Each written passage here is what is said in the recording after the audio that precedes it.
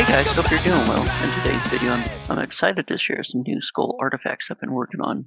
These actually started as a happy accident while I was working on the Bigfoot footprint casting project. I realized I had some clay left over, so I didn't want it to go to waste.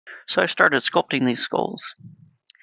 I've always been fascinated how different cultures link skulls to the supernatural, and I wanted to capture that for my collection. After sculpting and baking the clay, I prepped them with an acrylic sealer that gave me a solid base, and then it was time for the fun part, the painting in detail. The first one is a mask.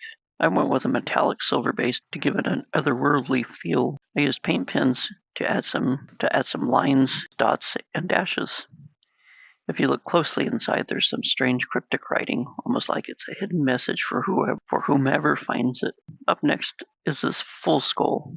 I gave it a bit of a haunted look, glued some beads directly into the eye sockets, followed up with some more line work and some strange scripts across the back of the cranium. For this one, I wanted to experiment with shape, so I went with an elongated skull. To make it pop, I painted the sockets a deep, striking red and added a pattern of dots across the top. Simple skull. Fourth skull features different 3D shapes that I glued to the forehead. Between the painted dots, dashes, and more hidden writing in the inside, this one really feels like an ancient relic. Finally, I made an alien skull. I used red beads for the eyes to give them a glassy, reflective look.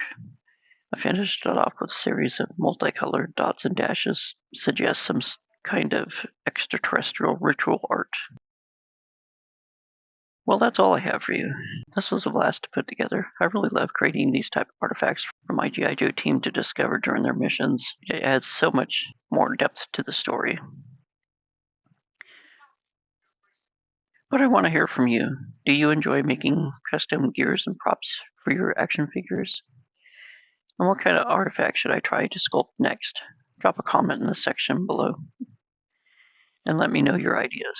If you enjoyed this look at my latest project, please hit that like button, share this video with anyone who loves custom crafting. If you haven't already, hit the subscribe button to join the community.